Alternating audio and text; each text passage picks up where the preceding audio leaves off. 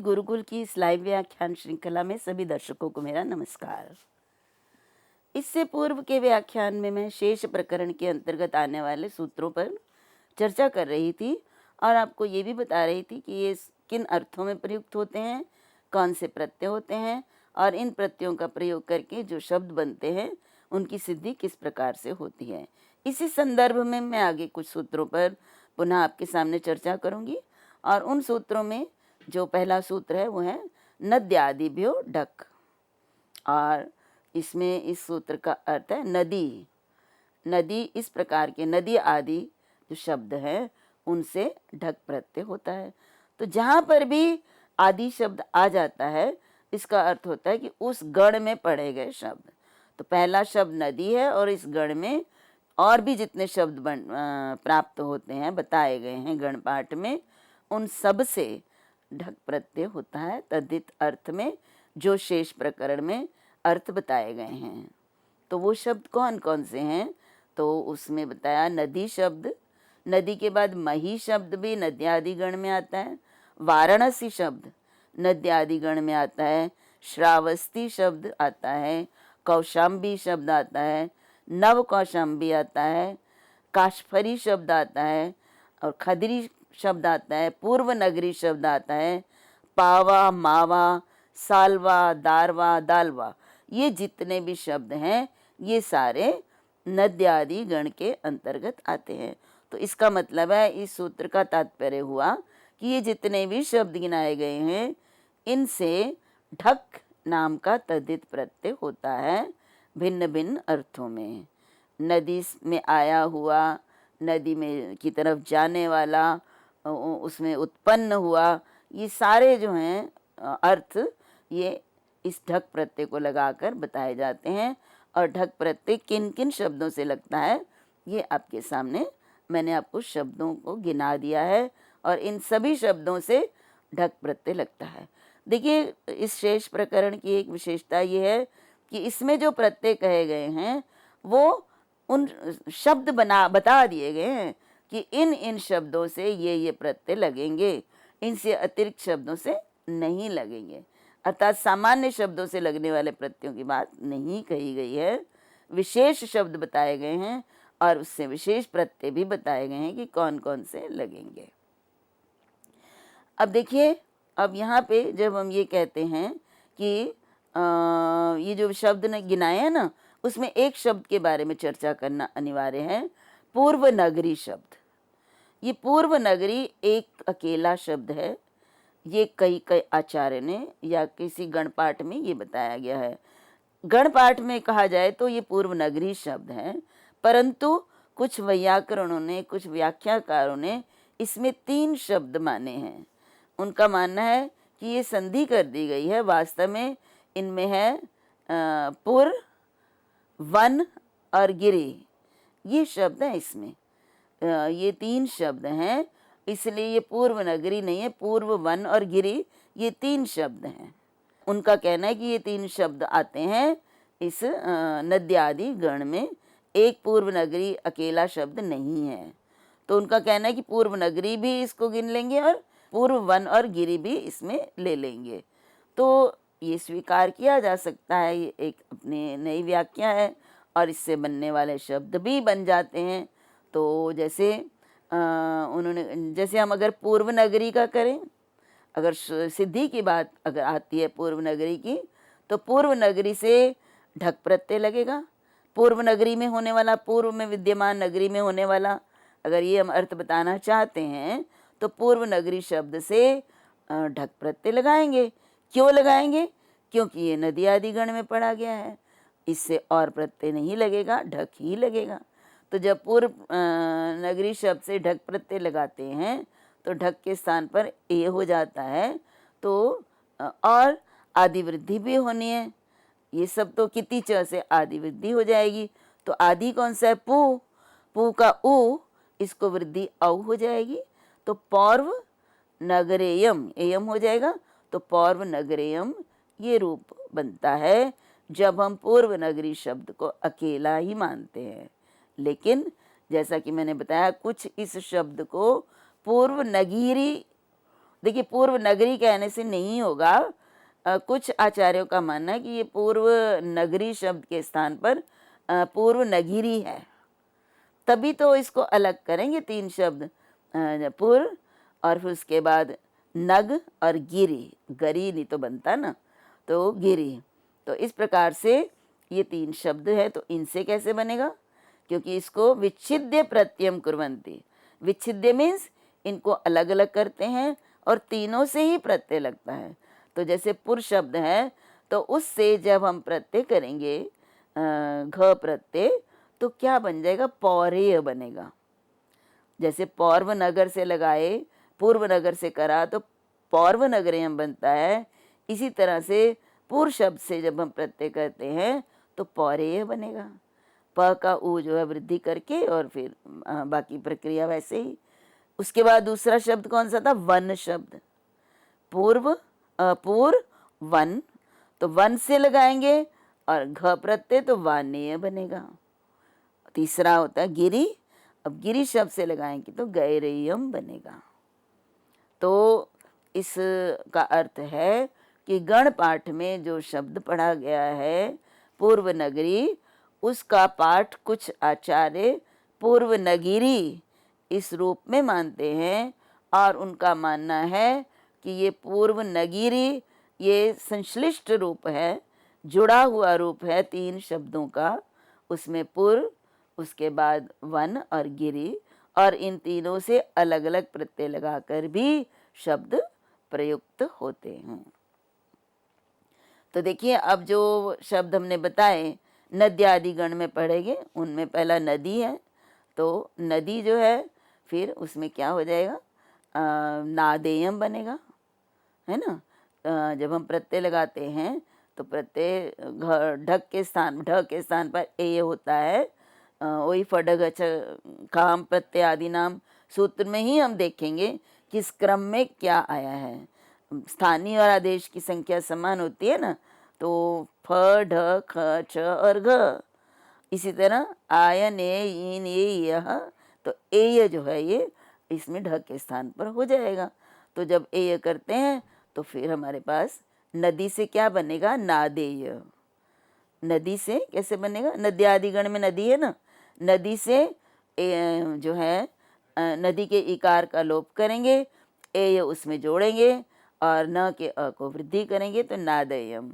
नादेयम का अर्थ है नद्याम जातः, नद्या आगतः, नद्याम भवः, और भी जितने भी अर्थ है उन अपत्यादि अर्थों को छोड़कर किसी अर्थ में प्रयुक्त होता है तो ये यही रूप बनेगा।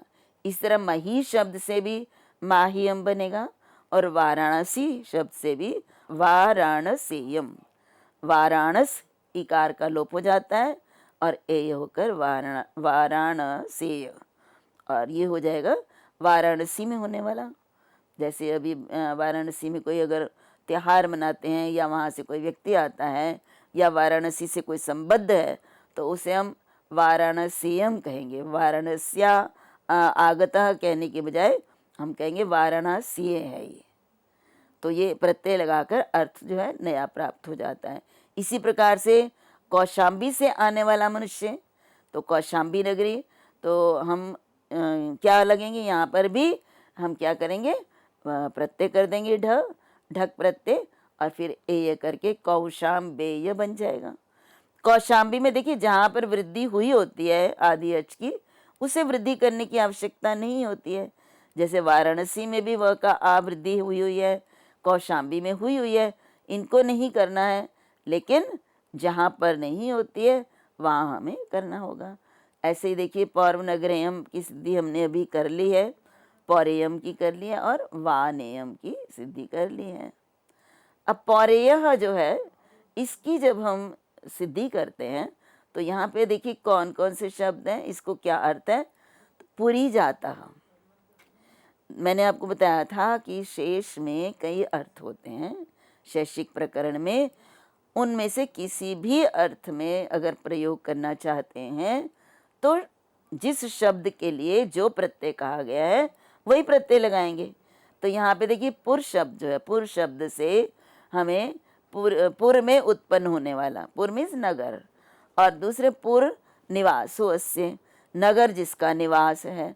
तो अर्थ जब हम करते हैं तो हमें विभक्ति उसी हिसाब से लगानी पड़ेगी ना। जब मैं कहती हूँ नगर में पुर में पैदा होने वाला, तो सप्तमी विभक्ति पुरी जाता। पुर शब्द हलंत है, सप्तमी एकवचन में पुरी बनेगा, तो पुरी जाता बन जाएगा। और जब मैं कहती नगर है निवास जिसका, तो इसको तो प्रथमा में हो जाएगा ना। तो पुर शब्द का प्रथमा विभक्ति एक वचन में पूह बनता है, विसर्ग। पूह निवासो अस्य, ये अर्थ होगा। तो पौरेय का जब हम अर्थ करेंगे विग्रह, तो इस तरह से हो गया कि दोनों में से कोई भी अर्थ हम ले सकते हैं, लेकिन उसके अनुसार हमें उसकी विभक्ति भी लगानी पड़ेगी। तो जब हम पहला शब्द सिद्ध करना चाहते हैं पूरी जाता, तो उसको हम प्रत्यय तो वही लगेगा ढक, तो ढक प्रत्यय लगाएंगे। तो पहले भी मैं बता चुकी हूँ कि इनकी विभक्तियों को अलग कर लिया जाता है समास की तरह। तो पुर शब्द से सप्तमी ङी है, तो पुर ङी और जात अर्थ में ढक प्रत्यय लगा दिया, तो पौरेय तो बन गया। उसमें कोई कठिनाई नहीं होनी चाहिए, मैंने आपको बना के बताया। लेकिन इसका विग्रह करना ये आवश्यक है जानना, क्योंकि पूरी जात अगर करते हैं तो ङी है, लेकिन अगर हम कहते हैं पूह निवासो अस्य, नगर जिसका निवास है, तो ये पूह प्रथमा में है, तो यहाँ पुर के साथ सुविभक्ति है। तो जब हम इसका विग्रह करेंगे तो पुर सु और निवास अर्थ में ढक प्रत्यय होगा, तो फिर इससे पौरेया बनेगा। तो देखिए रूप पौरेया ही बना, लेकिन इसके अर्थ अलग अलग हो गए। कहीं पर ये उस पुर में पैदा होने वाला, कहीं उसका वो घर है, इस अर्थ में प्रयुक्त होगा। इसी तरह से वानेयः पादपाः, वन में उत्पन्न होने वाले वानेयः कहलाएगा, और बहुवचन है तो पादपाः का विशेषण होने के कारण बहुवचन है, इसको भी हम सिद्ध कर चुके हैं। इसी तरह देखिए गैरेयम, अब गैरेयम जो है ये गेरु शब्द से बनता है।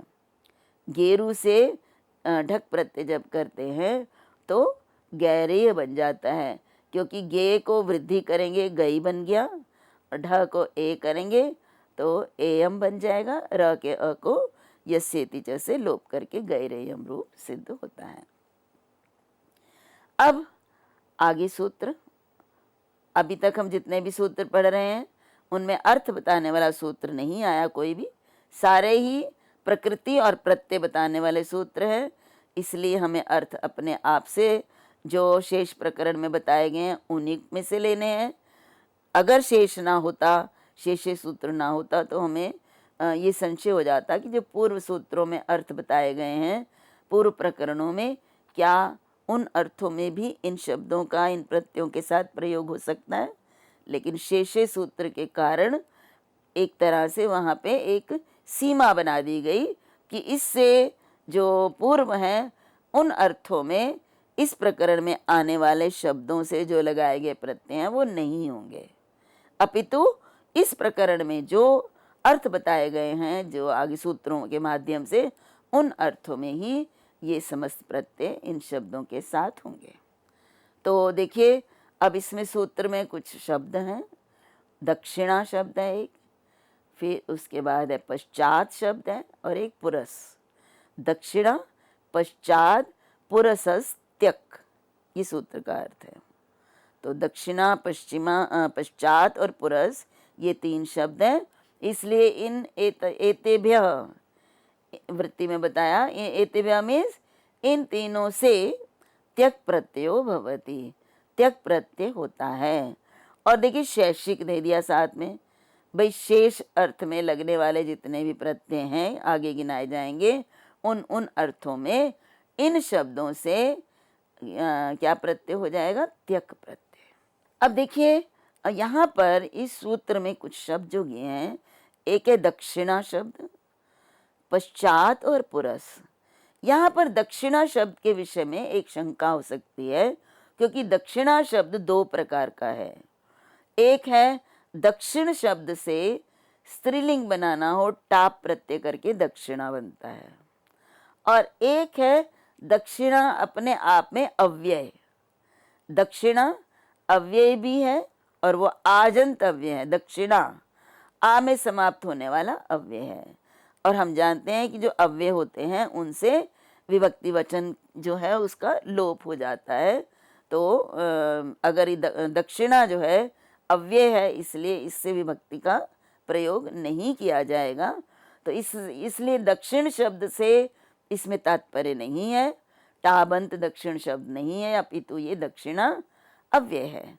अब हमने कैसे ये मान लिया कि ये अव्यय है? आचार्य पाणिनि को ये अव्यय प्रिय है या अव्यय चाहिए, आचार्य पाणिनि तो हमें मिले नहीं हैं। सैकड़ों वर्षों पूर्व आचार्य पाणिनि हुए, उनका तात्पर्य क्या था तो किससे जानते हैं हम? तो इसके लिए ये कहा जाता है कि क्योंकि इसका प्रयोग पश्चात और पुरस इन शब्दों के साथ हुआ है, और पश्चात और पुरस शब्द अव्यय हैं, तो इसलिए ये जो दक्षिणा शब्द है ये अव्यय वाला दक्षिणा है, ना कि टाप प्रत्ययांत दक्षिणा शब्द जो अव्यय नहीं है। तो ये तो एक सूत्र की बात इसमें अवश्य रूप से हमें ध्यान रखनी चाहिए कि आचार्य पाणिनि ने ये जो शब्द का प्रयोग किया है, क्योंकि इसके दो तरह से प्रयोग होते हैं, अव्यय के रूप में और अनव्यय के रूप में भी। यहाँ कौन सा अर्थ लिया जाए वो हमें उसके जो 7 प्रयुक्त शब्द हैं उनके आधार पर प्राप्त होता है। तो जैसे दक्षिणात्य, दाक्षिणात्य, पाश्चात्य और पौरस्त्य, ये कितने महत्वपूर्ण शब्द हैं जो इस त्यक प्रत्यय को लगाकर बनते हैं, और अर्थ दक्षिणा शब्द से, पश्चात शब्द से और पुरस शब्द से ये बनते हैं शब्द त्य प्रत्यय लगाकर। तो इनका अर्थ है दाक्षिणात्य, जो दक्षिण से संबंध रखता है, या दक्षिण में पैदा हुआ है, या दक्षिण से आया हुआ है। अनेक और अर्थ भी हैं, तो दाक्षिणात्य का अर्थ ये हो गया। पाश्चात्य का भी अर्थ है जो पश्चात, जो पश्चिमी देश से संबंध रखता है, या पश्चिमी देश भी कह सकते हैं, पश्चिमी राज्य भी कह सकते हैं, और उसके बाद पश्चिम में पैदा होने वाला है, तो पश्चिम से निकलने वाला है, तो ये पाश्चात्य शब्द जो है इस बन जाता है। इसी तरह पौरस्त्या, पुर में पुरस आगे पैदा होने वाला, सामने पैदा होने वाला या पूर्व में पैदा होने वाला, उसको पौरस्त्य कहते हैं। तो ये इन अर्थों में जब इन 3 शब्दों का प्रयोग करेंगे तो हमें त्यक प्रत्यय ही लगाना है। वास्तव में ये सारे सूत्र अपवाद हैं जो प्रत्यय अलग दिए, वास्तव में तो एक ही प्रत्यय है। प्राग दिव्य तो अण सामान्य सूत्र है, और उसमें है कि जो तेन दिव्यति खनति जयति जितम सूत्र तक जो भी अर्थ सूत्रों के दिए गए, जिस भी अर्थ में प्रत्यय बताए गए हैं प्रत्यय लगाने हैं, तो वो अण ही लगाने हैं। लेकिन इतने सारे सूत्र बाद में दिए, नहीं इन शब्दों से ये प्रत्यय, इस अर्थ में ये प्रत्यय, तो अपवाद जो है उसको देखे बिना या उसका प्रयोग किए बिना हम केवल मात्र जो उत्सर्ग सूत्र है या सामान्य सूत्र है उससे प्रत्यय लगाने का प्रयास करेंगे, तो हम अर्थ जो है वो नहीं बता पाएंगे। तो इसी अव्यय साहचर्य होने के कारण इसको हम आजंत अव्यय ही मानेंगे। तो अब देखिए, जब हम ये कहते हैं कि दक्षिण में पैदा होने वाला या दक्षिण में रहने वाला, तो उसके लिए जब मैं विग्रह करूँगी तो इसमें दक्षिणा जातो या भवो ये प्रयोग करेंगे। क्यों करेंगे? देखिए, अभी हमने कहा कि हमने बोला था नगर में पैदा होने वाला, तो मैं के लिए मैंने कहा था सप्तमी विभक्ति आएगी, पुरी जाता है। लेकिन अगर मैं कहती हूँ कि नगर निवास है इसका, तो हमने कहा कि ये प्रथमा विभक्ति है, तो ये सु लगेगा।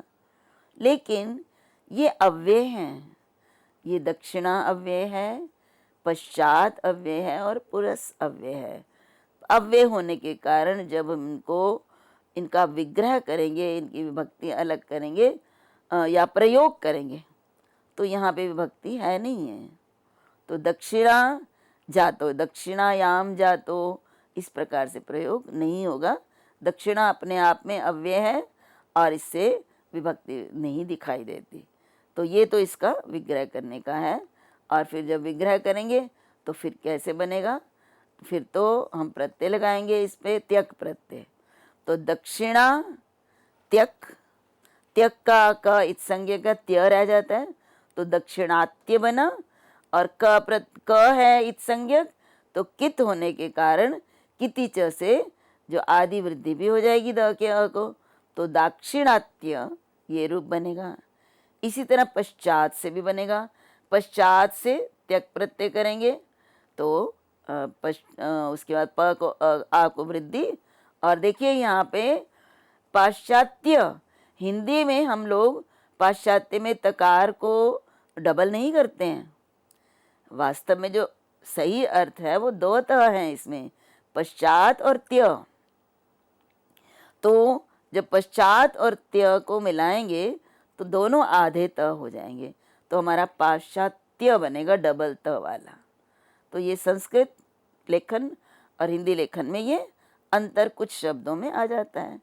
इसी तरह से पुरस जाता, आगे पैदा होने वाला, सामने पैदा होने वाला, तो पुरस प के उ को वृद्धि, पौरस बन गया, स हलंत होता है, त्य जोड़ दीजिए तो पौरस्त्य, ये रूप हमारा निष्पन्न होगा।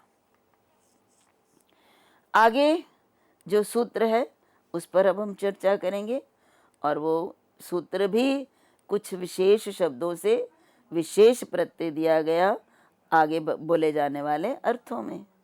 तो यहाँ पे देखिए कौन कौन से शब्द हैं, इनको हम देखेंगे।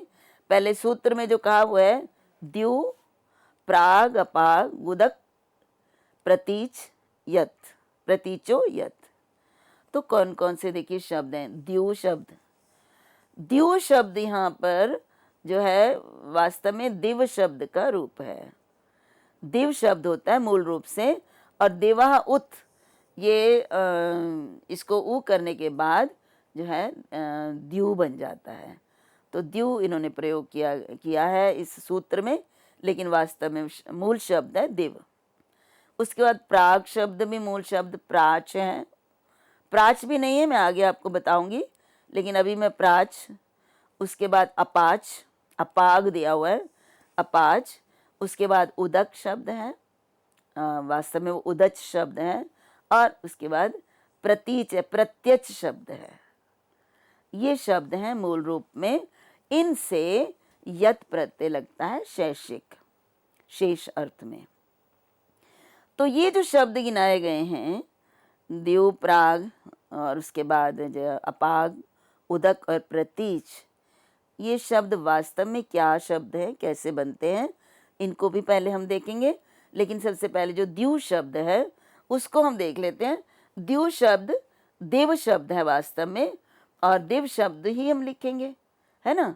तो दिव शब्द हम दिवी जाता जब हम कहते हैं, दिवी जाता मतलब देवताओं से जो उत्पन्न होता है, देवताओं में जो उत्पन्न होता है, या स्वर्ग में जो उत्पन्न होता है, देव स्वर्ग को भी कहते हैं।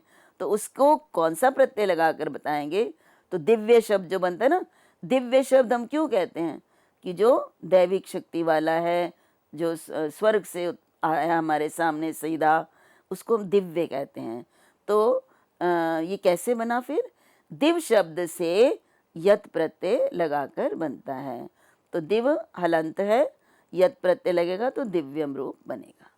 यहाँ प्रश्न हम अगर करेंगे कि यहाँ क्यों नहीं दी को ई को वृद्धि हुई, तो यहाँ पे यत प्रत्यय है, वृद्धि का कोई कारण यहाँ पे नहीं है। उसके बाद जो शब्द बनाए ना, प्राच्यम, अपाच्यम, उदीच्यम, प्रतीच्यम, इनकी बात हम करेंगे। लेकिन इससे पहले ही है कि अव्ययात् तो कालवाचिनः परत्वाद ट्यू ट्युलौ भवतः।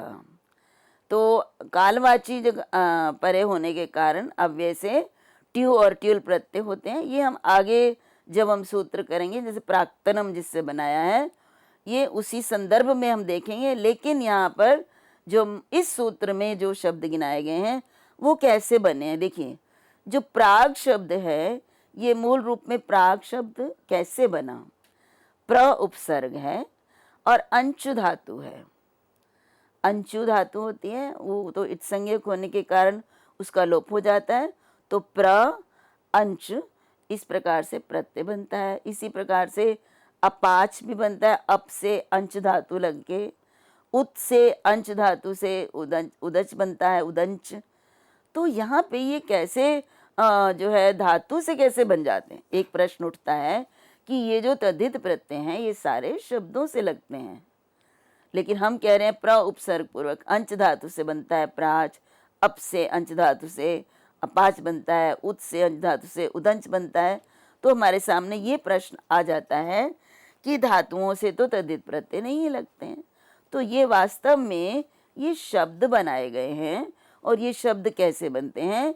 ये क्विन प्रत्यय लगाकर बनाए गए हैं। इन सब से क्विन प्रत्यय लगता है, और वो क्विन प्रत्यय लगाते हैं तो वो सूत्र है हमारे पास जिस सूत्र से क्विन प्रत्यय लगता है, और वो सूत्र है ऋत्विक, दध्रिक, स्रग, दिगु, उष्णिग, अंचु, युजी और क्रुंचाम। देखिए ये शब्द हैं।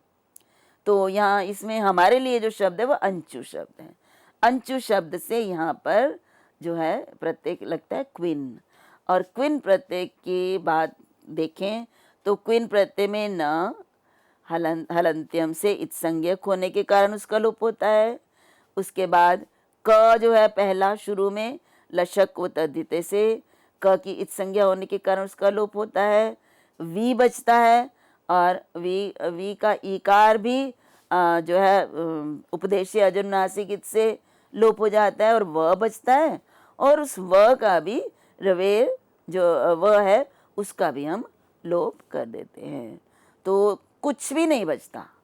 तो ये जो हमारे पास प्र उपसर्ग पूर्वक अंश लगाकर प्रांच, अपांच, उदंश, प्रत्यंश आदि शब्द बनते हैं, ये शब्द बन जाते हैं। इनसे प्रत्यय लगाकर शब्द बनाया है, लेकिन उस प्रत्यय का सर्वापहारी लोप हो जाता है। तो अभी के लिए इतना ही। अगले व्याख्यान में मैं इसी प्रकरण को आपके सामने पुनः प्रस्तुत करूंगी। तब तक के लिए आप सभी का बहुत बहुत धन्यवाद। सभी को मेरा नमस्कार।